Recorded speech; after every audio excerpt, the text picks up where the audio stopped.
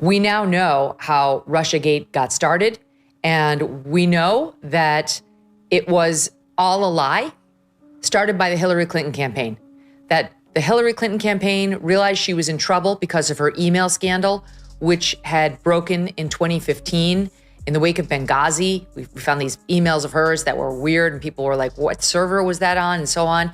And it created a problem for her all the way up to Election Day 2016. But I could see them and hear them in my ear, and they said, Tulsi Gabbard, you're coming out and criticizing Hillary Clinton and her foreign policy record. Aren't you afraid of what she'll do to you?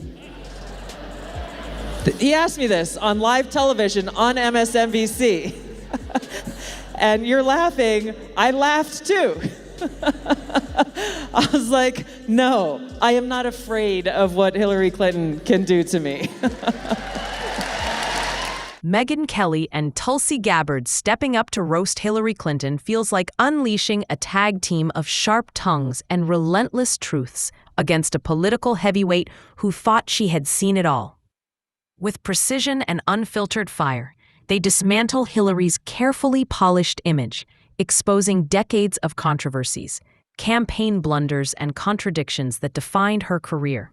From hidden scandals to failed strategies, nothing escapes their brutal takedown. What unfolds isn't just criticism, it's a full-on dismantling of the Hillary Clinton persona, served with biting wit and unapologetic candor. Clinton, of course, is the original election denier. I'm sure you voted for her in 2016. Well, she's not an election denier. She absolutely was the OG election denier. First of all, she came out before the sun had risen to concede the election to Trump. And then spent the next 4 years saying he was illegitimate. He was an illegitimate president. Okay, well, first of all, she didn't say he was an illegitimate. Yes, she did. You tell me exactly what she said. She said those exact words repeatedly. They are using the same old tactic that the deep state's propaganda arm in the media uses. Whenever they come across something that is true and that doesn't go along with whatever their narrative is that they're trying to shove down the throats of the American people, they first usually ignore it, as they did when I first released these documents. Before we dive deeper, make sure to subscribe to the channel and hit the bell icon so you don't miss future updates. Megyn Kelly's razor-sharp commentary slices straight through establishment politics, highlighting Hillary's ongoing struggle to connect with everyday voters despite decades in the spotlight. She strips away the glossy layers of scripted speeches and rehearsed empathy, revealing a politician more obsessed with optics than authenticity. Turning Hillary's endless rebranding attempts into punchlines, Kelly mocks every failed slogan and misplaced priority, exposing the cracks in a persona designed to please everyone but connect with no one. They stole his first term as president. These absolute liars who run around trying to act like they're the protectors of democracy completely ruined it, tried to undermine it at every turn and at the highest levels with lies, with out-and-out lies that were really serious, and changed foreign policy and changed the course of history in this country in Trump's presidency. And there must be accountability. There has to be actual criminal accountability for those who lied. And I can't wait to see this administration do it. Tulsi Gabbard brings a powerful insider's perspective to the table, dismantling Hillary's foreign policy legacy with surgical precision. She exposes the questionable decisions in the Middle East, the cozy ties with powerful elites, and the policies riddled with contradictions and moral compromises. Tulsi zeroes in on how Hillary's actions often clashed with the ideals she publicly championed, painting a picture of a politician far more invested in power and influence than real progress. Her analysis reveals a leader whose global decisions carried consequences that haunted both her image and her credibility. The fact that all of these pieces fit quite seamlessly together, creating a very clear timeline that shifted from before the election, the intelligence community almost uniformly saying essentially that Russia is trying to sow discord in the US election, but has no preference for one candidate over another. And then all of a sudden, Trump wins the election, surprising many people. both here and abroad, as we've learned in later documents that we've reviewed, that throughout that campaign, Russia believed that Hillary Clinton would win the election. Together, Megyn Kelly and Tulsi Gabbard deliver a devastating takedown that leaves Hillary Clinton's political armor in pieces. They revisit the scandals, the gaffes, and her persistent failure to inspire genuine trust among voters. Their combined voices tear apart the myth of Hillary Clinton, exposing a career defined less by meaningful achievements and more by controversies and missed opportunities. This isn't a polite critique. It's a relentless roast, a candid reckoning with a once untouchable figure who now stands thoroughly dismantled in the public eye. And our audience knows this, and you guys, but just for the record, let's play SOT 10.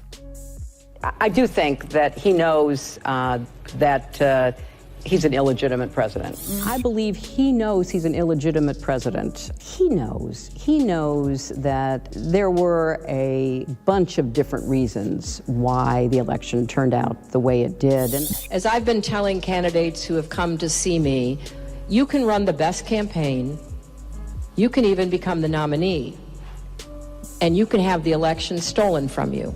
We're trying to tell the American people the truth and expose these people, many of whom you just showed, for who they are as the propaganda arm of the deep state, which would have no power and no influence if they weren't able to feed their lies into a willing spokesperson through the propaganda media. Hillary Clinton's political journey has been a spectacle of contradictions, a roller coaster of soaring expectations followed by crushing disappointments. Kelly and Tulsi don't just highlight her missteps. They shine a spotlight on the stark disconnect between the carefully curated public image and the messy reality behind the scenes.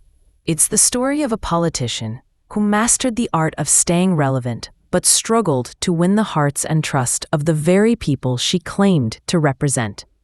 Her ambition kept her in the spotlight, but her inability to inspire left her constantly fighting for legitimacy. So what is so concerning about what Hillary Clinton is doing here is she is not only calling me a traitor, she is not only trying to smear my character, she's sending a warning out to every veteran, every single American, anyone who stands up against the warmongering foreign policies that really are her legacy, that have been so destructive and costly to my brothers and sisters in uniform. Megyn Kelly zeroes in on Hillary's communication style, polished but hollow, rehearsed yet lacking authenticity. Kelly paints a vivid picture of a politician whose words felt scripted, as though designed to charm focus groups rather than inspire real connection. Her sharp observations highlight how Hillary's grand campaign speeches, filled with lofty promises, often rang hollow to voters weary of political doublespeak. Meanwhile, Tulsi Gabbard's insider perspective deepens the critique, dissecting Hillary's foreign policy record with precision. From Libya's destabilization to the chaos in Syria, Tulsi exposes the devastating consequences of Hillary's interventionist strategies, revealing a pattern of decisions that contradicted her public image and eroded voter trust. And as she got closer to Election Day, she decided to concoct 2 lies about Donald Trump to distract from her email scandal. She got the Steele dossier through this Fusion GPS company that her campaign paid, and she got this group CrowdStrike, which was the one responsible for the hack into that. That's the one that said that the Russians hacked the DNC email. Megyn Kelly doesn't hold back when addressing Hillary's attempts to control the narrative through media manipulation. She exposes how the Clinton campaign wielded influence over news coverage and worked to silence dissent, creating an atmosphere where criticism was crushed instead of confronted. Tulsi sharpens the critique by pointing out Hillary's failure to adapt to a rapidly shifting political landscape, where working-class frustrations were overlooked and underestimated. This disconnect, they argue, allowed opponents to exploit vulnerabilities in Hillary's platform. The infamous email scandal becomes a centerpiece of their roast, not just a political blunder, but a defining symbol of questionable judgment and ethical lapses that damaged her credibility beyond repair. Specifically so that I could campaign against Hillary Clinton in that Democratic primary. Megyn Kelly highlights the glaring contradictions in Hillary's image, noting how she championed breaking glass ceilings, while often engaging in tactics that undermined solidarity among women. Tulsi adds to this by reflecting on missed opportunities to build genuine coalitions, choosing political calculation over authentic alliances. Together, they dismantle the myth of Hillary's inevitability, revealing how her campaign's overconfidence and strategic missteps led to a stunning downfall. They strip away the media hype, exposing a campaign struggling to connect with a diverse and skeptical electorate.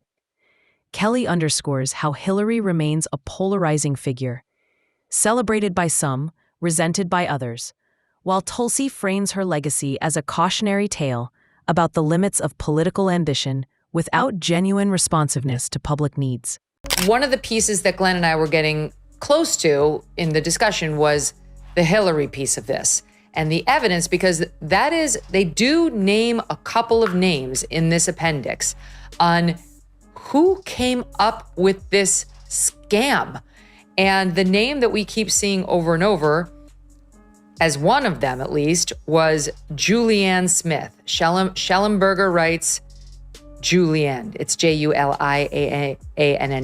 He writes, the alleged creator of the plan was Julianne Smith, a Clinton policy advisor. The conclusion lands with force.